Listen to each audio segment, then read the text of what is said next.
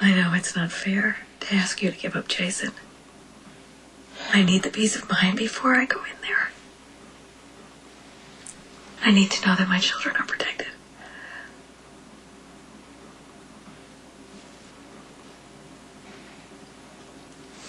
I can't promise that I'm going to stop loving Jason. I don't expect you to. Just promise me that you'll stay away. I'm not even sure if Jason and I have a future together, so you could be worrying about absolutely nothing.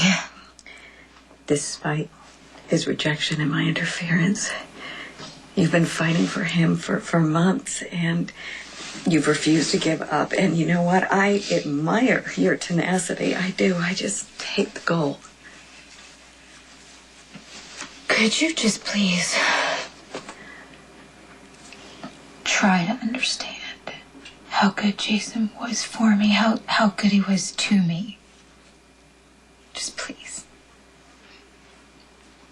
I spent pretty much my entire life alone. I mean, I was a con. I was a con. I did not trust anyone, least of all the men that I was involved with, because I knew that they would just use me and leave me. I didn't like it, but I was prepared, and I was always right. Until I met Jason.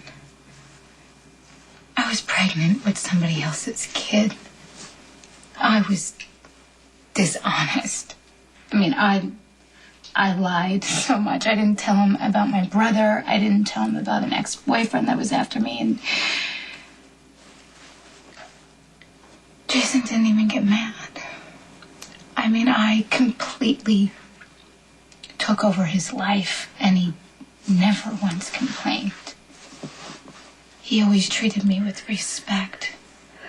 He paid attention to me. He was nice to me, and he never once made me feel like I wasn't good enough. The way that I make you feel?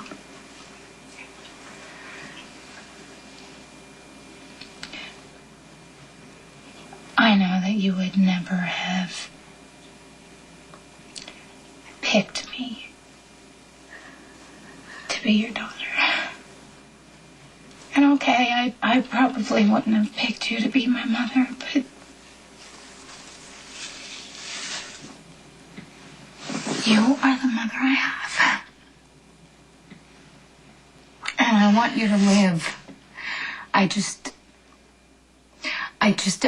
don't know why I would have to give up on the one person that means everything to me.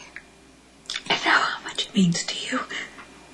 I understand that. I just want your sisters to mean something to you, too. My sisters mean everything to me, too. I love Molly and Christina. And think about what they need. Think about your own life. About growing up without a mother. I'm sorry I let that happen. No, it's not. Hey, it's not your fault, okay? It doesn't matter whose fault it is anymore. Because if they end up growing up without a mother, they're going to look to you. They're going to count on you, Sam, to be there for them. So I need to count on you, too. I need you to teach Christina how to swim. And Molly, too, because they need to learn how to keep their head above water.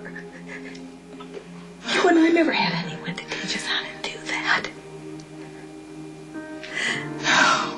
I know what I'm asking of you, and I know what a huge sacrifice it is for you, and I know it's not fair.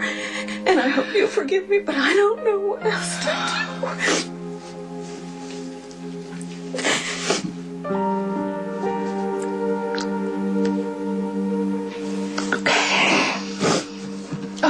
Okay, Christina. Christina and Molly will not be alone. I will not. I will not go back to Jason, I promise.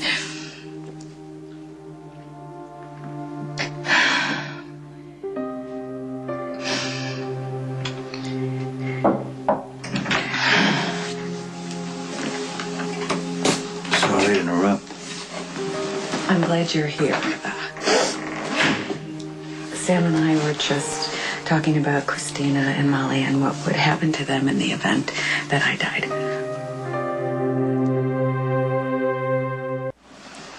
Sam has agreed to take care of Christina and Molly, so what that would mean is that the girls would not be uprooted. They'd be able to stay in the house together, and that Rick and Sam would be the guardians, and you could see them, of course, whenever you want. I'm not really comfortable with that, Alexis. Well, I'm not really comfortable with any of this. I mean, I don't want to have cancer.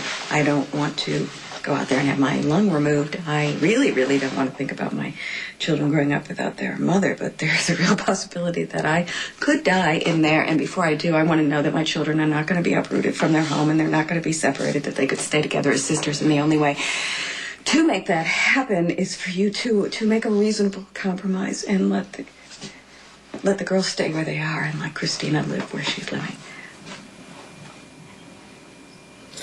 I'll agree on one condition. You're going to bargain with me? Now?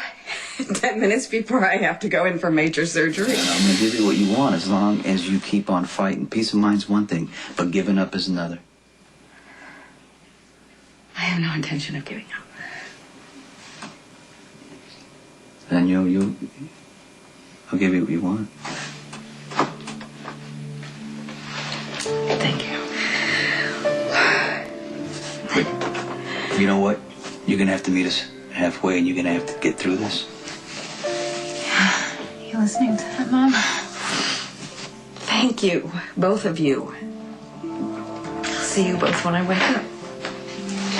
Time to prep you for surgery.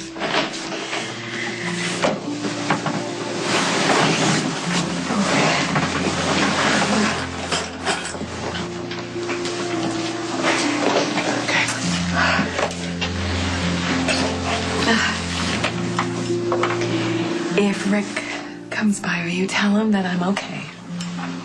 Yeah, of course.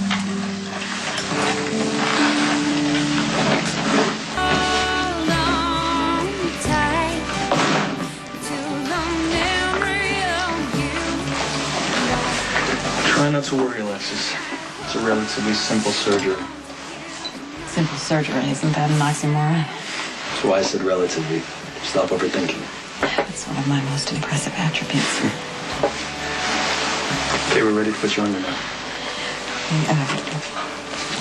Minimize the scar, because I'm actually quite vain. Don't worry, Dr. Drake is as well. He takes great pride in his sutures. I'll try and work my magic on you.